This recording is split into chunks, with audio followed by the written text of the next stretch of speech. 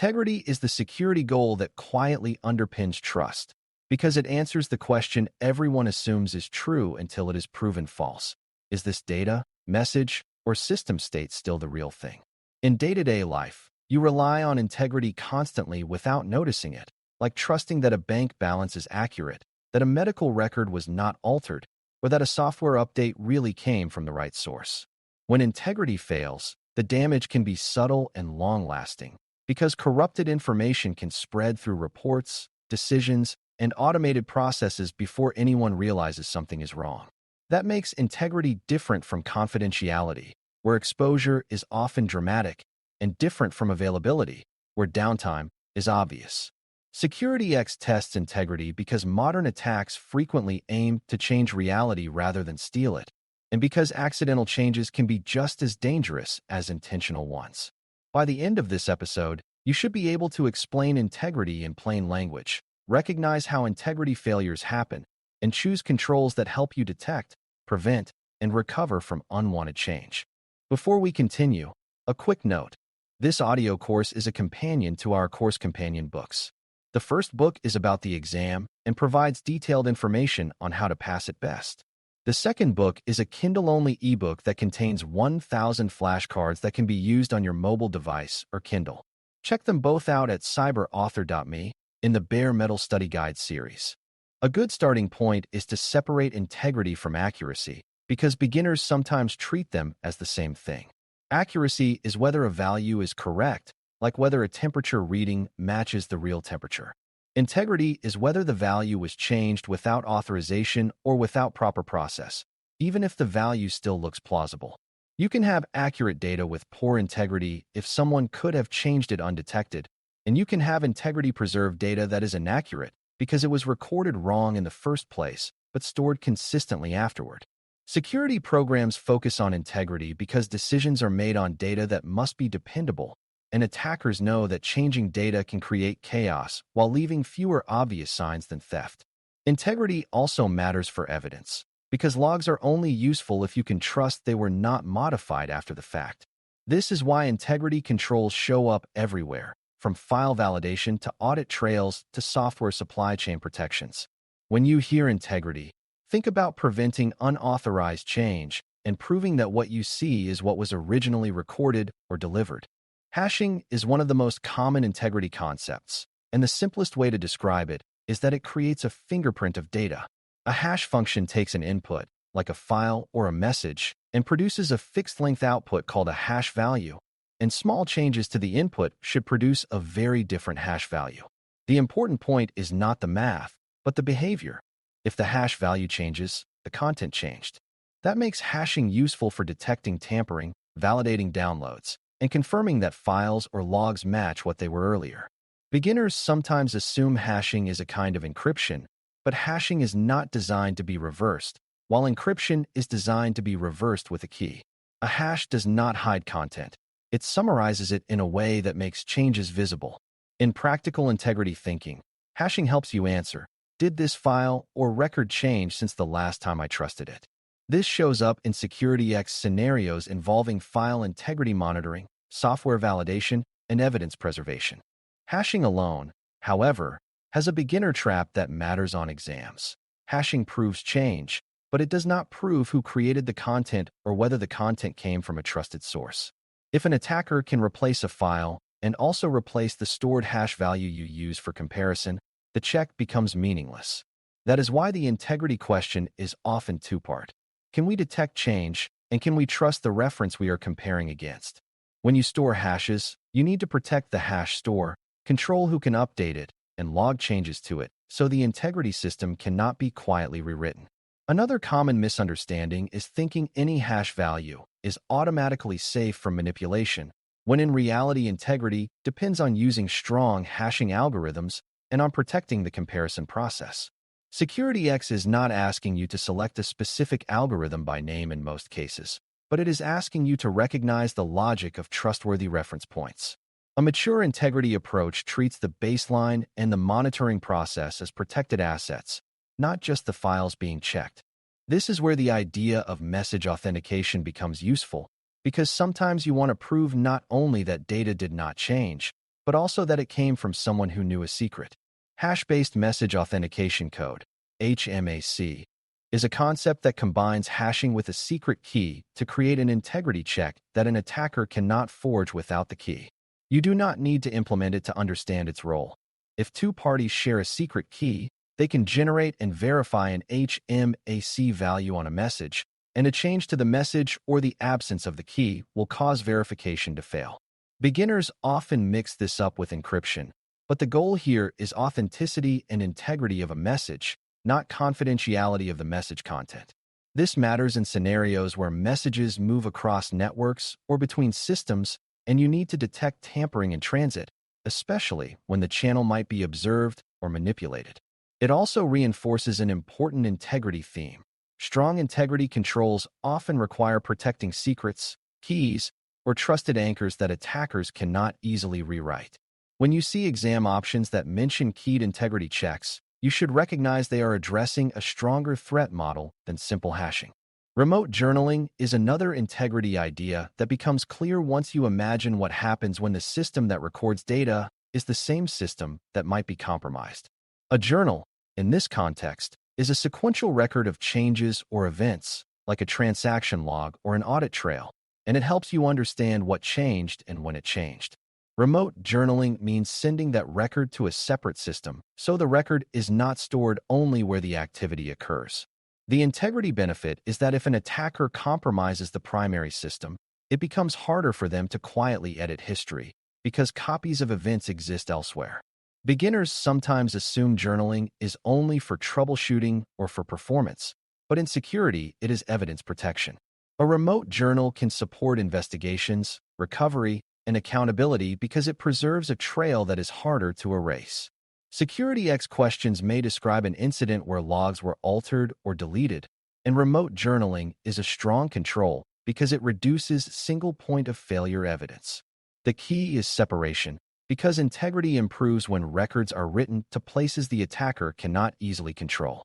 The value of journaling also depends on how the journal is structured, and this is where integrity thinking gets more mature without becoming overly technical. A journal is most trustworthy when it is append only, meaning you can add new entries, but you cannot silently rewrite old entries, and when access to modify or delete entries is tightly controlled. Even if a system supports a concept like append-only storage, you still need governance around who can access it and how changes are audited. Another important point is time. A journal is more useful when entries are time-stamped reliably and when time sources are consistent, because investigations often rely on ordering events correctly. Beginners sometimes focus on the content of logs while forgetting that integrity includes the ability to prove the log record is complete and in sequence. Security X tends to reward answers that improve the trustworthiness of audit trails, not just the volume of logging, because more logs do not help if logs can be manipulated. When you combine remote journaling with controlled access and protected sequencing, you move from hoping your history is accurate to being able to defend it. Anti-tampering is the broader category of controls that make it harder to alter systems, configurations, or data without detection or without breaking something obvious. Tampering can be physical, like altering a device, or logical, like modifying a configuration file, changing code, or disabling a monitoring control. Anti-tampering controls can include protective enclosures, restricted access, secure configurations, and integrity checks that alert when something changes unexpectedly.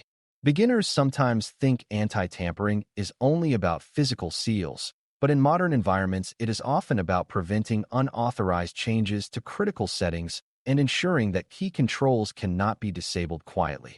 A simple example is protecting security settings so only authorized administrators can change them, and ensuring those changes are recorded and reviewed. Another example is designing systems so that if a critical file changes, alerts are generated and a baseline comparison flags it. The goal is not to eliminate change, because systems must be updated, but to ensure changes are authorized, traceable, and visible.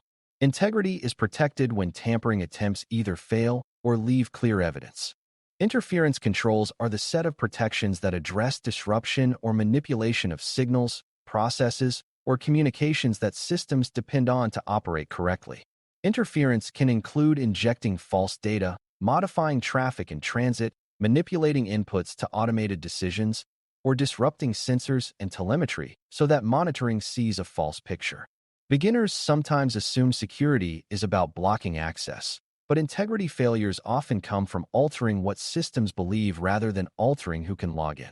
If an attacker can interfere with monitoring signals, they can hide malicious actions by making dashboards look normal. If an attacker can interfere with transaction data, they can change outcomes while leaving systems online, which makes detection harder.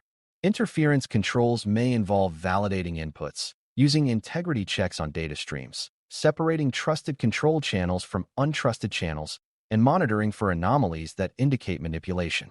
The important point is that integrity includes protecting the pathways by which information moves, not just the endpoints where information is stored.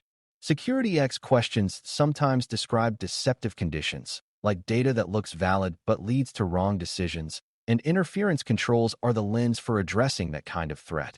A useful mental model for integrity is the chain of trust idea, where you decide what you trust first and how that trust is extended. If you trust nothing, you cannot operate. But if you trust everything, you are easy to deceive. A chain of trust might start with a known good baseline, like a trusted source of software or a trusted record of configuration, and then you verify new states against that baseline. The chain breaks when the baseline can be modified by the same threat actor you are trying to detect, which is why separation, least privilege, and protected storage matter so much. Beginners often assume the system can verify itself, but that is risky because a compromised system can lie about its own state. Strong integrity programs, therefore, include independent verification, remote records, and strict control over who can update baselines and logs. This is also where change management connects back in, because authorized change should update the baseline in a controlled way, while unauthorized change should be flagged. When you understand integrity as managing trust anchors and verification paths, exam scenarios become easier to reason about because you can spot where the chain is weak. Integrity controls also need to handle normal business operations, because if integrity measures make systems unusable, people will work around them. That is why good integrity design is layered and targeted, focusing strongest protections on high-value assets like identity systems, financial systems, code repositories, and audit trails.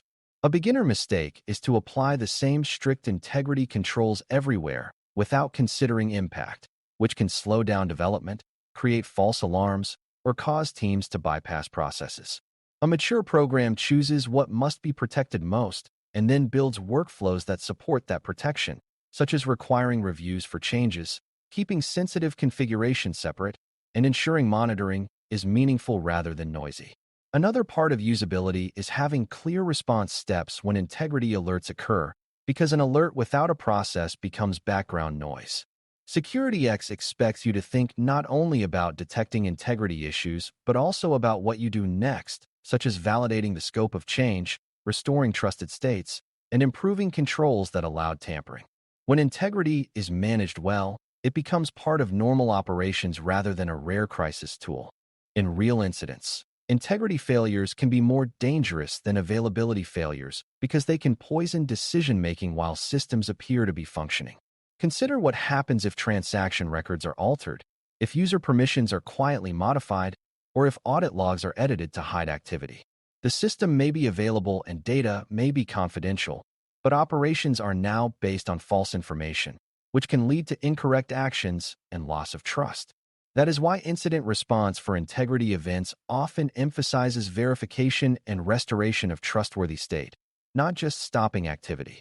You may need to determine the earliest point where data was known good, identify what changed after that point, and decide what must be corrected or rebuilt. Remote journaling and protected logs support this work by providing an independent view of events, while hashing and baseline comparisons help identify what was altered. Beginners sometimes focus on removing the attacker and consider the incident over, but integrity incidents often require deeper cleanup because false states can persist after the attacker is gone.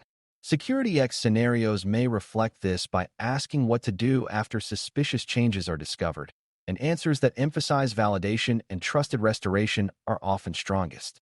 Another beginner confusion is the relationship between integrity and backups, because people think backups are only for availability, but backups also protect integrity by giving you a path back to known good data.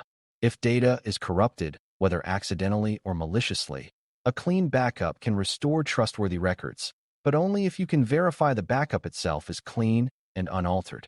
This is where integrity checks on backups matter, along with separation and protection of backup storage so an attacker cannot poison recovery points. It also highlights why testing matters. If you cannot restore and validate integrity during a test, you will struggle during a real incident.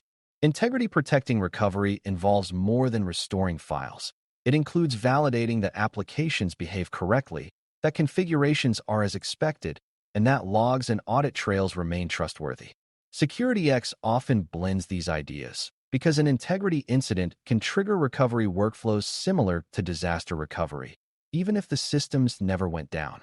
When you recognize that integrity and availability recovery are connected through the concept of restoring trusted state, you can answer broader scenarios with clearer reasoning. Integrity also depends on people and governance, because many integrity failures occur through authorized channels used in unauthorized ways. A privileged user might change records for personal benefit, a developer might bypass review under deadline pressure, or a support technician might disable a control to troubleshoot and forget to restore it.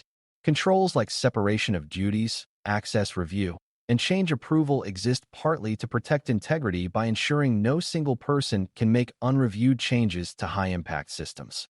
Logging and remote journaling then provide oversight so that even authorized actions are visible and accountable. Beginners sometimes treat governance as separate from technical integrity, but they are tightly linked. Governance defines who is allowed to change what, and integrity controls provide evidence that the rules were followed. When the rules are unclear, integrity becomes harder to enforce because it is not obvious what counts as unauthorized change. SecurityX questions in this area often reward thinking that combines technical detection with program discipline, such as documented change processes and regular review of privileged activity. Integrity is strongest when technology and accountability reinforce each other. As we wrap up, protecting integrity is about ensuring that data, systems, and records remain trustworthy over time, even when mistakes happen and when adversaries try to manipulate outcomes. Hashing provides a practical way to detect changes by comparing fingerprints, while keyed approaches like HMAC strengthen integrity by tying verification to a protected secret. Remote journaling improves evidence integrity by keeping records away from the systems that might be compromised, and anti-tampering controls make it harder to alter critical states without detection or without leaving clear traces. Interference controls broaden the view by protecting the signals and pathways that systems rely on, preventing attackers from manipulating inputs or hiding actions through deceptive telemetry. Across all of these, the deeper theme is protecting trust anchors and verification paths so that the reference points you rely on cannot be quietly rewritten. For SecurityX, the exam is looking for this calm, structured reasoning. Identify what must be trusted, identify how it could be changed, and choose controls that make unwanted change visible, difficult, and recoverable. Thanks for listening. For more audio courses, daily newsletters, and more, please visit baremetalcyber.com.